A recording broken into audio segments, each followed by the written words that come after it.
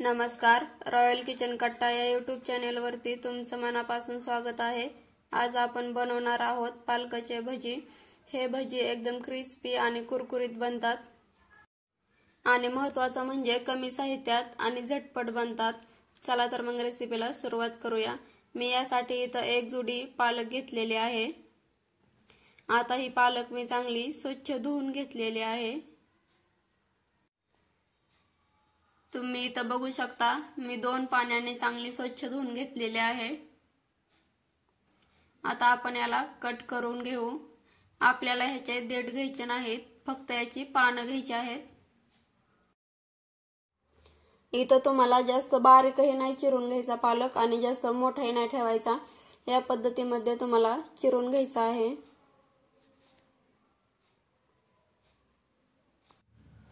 आजकालच्या लहान मुलांना पालकाची बनवलेली भाजी आवडत नाही, तर तुम्ही पालकाचे भजीही त्यांना बनवून देऊ शकता। आता इथं मी पालक चिरून घेतलेला आहे, तुम्ही बघू शकता।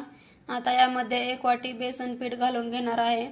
एकदाच बेसन पीठ सगळं घालायचं नाही, अगोदर थोडं घालायचं मग नंतर बाकीचं घालायचं। आता यामध्ये मिरची आणि लसणाची पेस्ट घालून घेतलेली आहे। चवीनुसार मीठ घातलेलं आहे।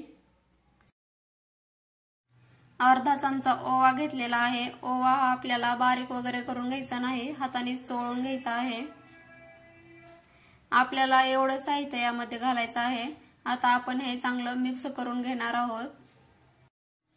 आपल्याला यामध्ये पाणी घालायचं नाही, पालक मध्ये अगोदरच पाणी असतं आणि आपण मीठ घातलेलं आहे, त्यामुळे त्याला जास्त पाणी सुटतं।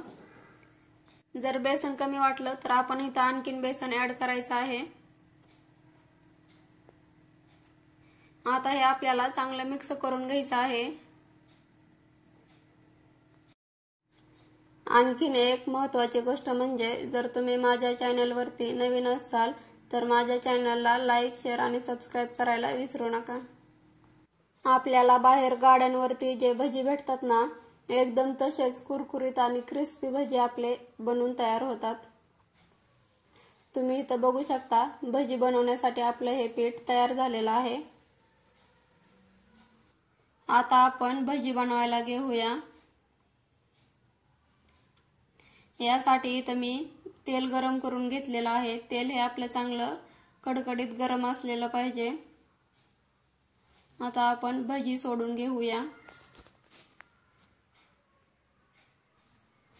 इथं आपल्याला भजी गोल आकारामध्ये सोडून घ्यायचे नाहीत, थोडंसं पसरून सोडायचे आहेत, त्यामुळे आपले भजी कुरकुरीत बनतात। आता इथं मी भजी सोडून घेतलेले आहेत।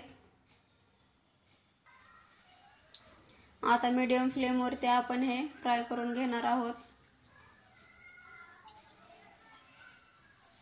इथं मी तेल चांगलं गरम करून घेतलेलं होतं, त्यामुळे भजी आपले खाली चिकटलेले नाहीत आणि पलटताना सहज पलटले जातात।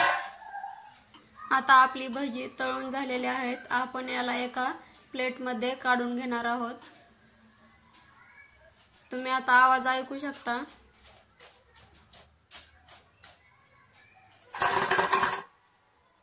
तुम्हाला आवाजावरून समजलंच असेल आपले भजी किती कुरकुरीत बनलेले आहेत। तुम्ही इथं बघू शकता आपले भजी एकदम कुरकुरीत आणि क्रिस्पी बनलेले आहेत। मग कशी वाटली तुम्हाला माझी ही रेसिपी कमेंट बॉक्स मध्ये नक्की सांगा। चला तर मग भेटूया अशाच एखाद्या मस्त क्रिस्पी आणि कुरकुरीत रेसिपी सोबत।